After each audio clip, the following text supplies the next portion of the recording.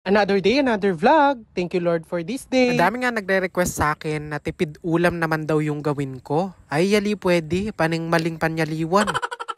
Hi mga che! Welcome back to my vlog! Aga nga akong pumunta doon sa pinagbibilan ko ng ulam. Para nga kako, marami din akong datnan. Pero gone nga chiyo, bala mo muitan talaga neng karakal sa saliwan. Bumili nga pala ako ng 2 tali ng kangkong. Oh, hindi ako magsisinigang for today's video. Bukod nga sa kangkong, bumili nga din pala ako ng longganisa, tokwa, tsaka siling haba. Siyempre, dagdagan tane ring pampanyaman, oyster sauce. Charis.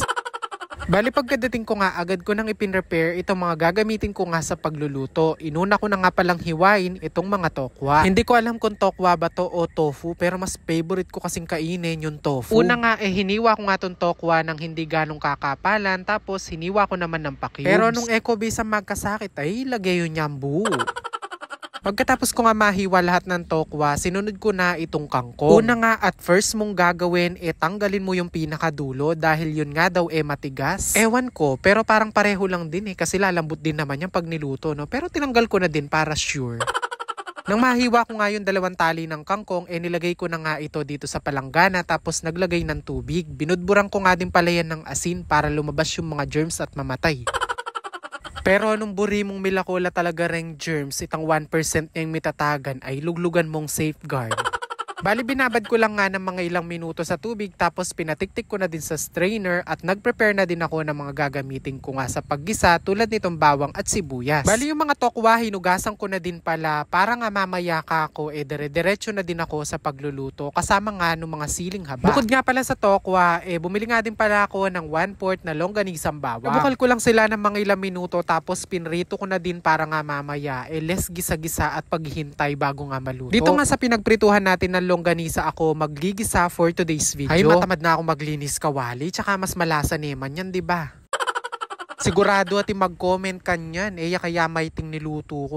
Hay may tiyapo ng dulo kaya talaga itang kawali. Pero syempre, kung ayaw nyo gamitin yung pinagprituhan, okay lang din naman, Diyos ko. Buhay nyo yan, buhay ko to, hindi ko kayo pakikialaman. Charis! Pagkalagay ko nga ng bawang at sibuyas, sinunod ko na din yung mga kangkong. Alam nyo ba, yung pag-aadobo ko nga ng kangkong na to, minsan lang nga kasi kung nakatikim ng ganito at nasarapan talaga ako, kaya naisipan ko ngang i-share sa inyo. Yun nga natikmang ko nun, wala talagang kasahog-sahog, bawang at sibuyas lang, toyo, tsaka suka lang. Pero syempre, kanya-kanya pa rin naman tayo ng taste, baka masarap sa akin, tapos sa inyo, hindi, diba? Kaya naman kaway-kaway dun sa mga nakapag-adobo ng gantong kangkong. Ay rugo po, tay kutang yun na naman, no karilameyak wa dening kangkong Don't worry, sabi na nitang pisaliwang ko, kareng kanong Kanal Ken Japan. Oh, siguro naman balo yun, mga nanula kalinis din Kanal Ken Japan, ne. Bali pagkalagay ko nga nung kangkong halo-halo ko lang. Madali lang din naman kasi itong maluto. Nung medyo half cook nga, naglagay na nga din pala ako ng toyo. Sinunod ko na nga din palang ilagay itong mga tofu para maluto nga din. Bali itong mga longganisa nga pala, tinanggalan ko na nga pala ito ng balat. Para nga hindi na masama dito sa niluluto natin. Kung mapapansin nyo nga, hindi na nga pala ako naglagay ng paminta kasi itong mga longganisa na to, sigurado, tad-tad ng paminta. Untik ko pa nga makalimutang ilagay itong oyster sauce. Nung ma-make sure ko nga na half cook na yung ating mga kangkong, nilagay ko na din itong suka. Kanuhahaluan, patsyemig lagay kayong aslam. Sabi da rin mga tuwo, bang kantay yung ano man nyariway ng aslam. Tinikpan ko na nga din pala to, tapos nung okay na sa panlasa ko, nilagay ko na nga din pala yung mga siling haba. Pagkaluto nga, nagsandok na rin ako. Tsura pa nga lang nito niluto ko, ay napaka-expensive na. Makanano natin yung longganisang bawang.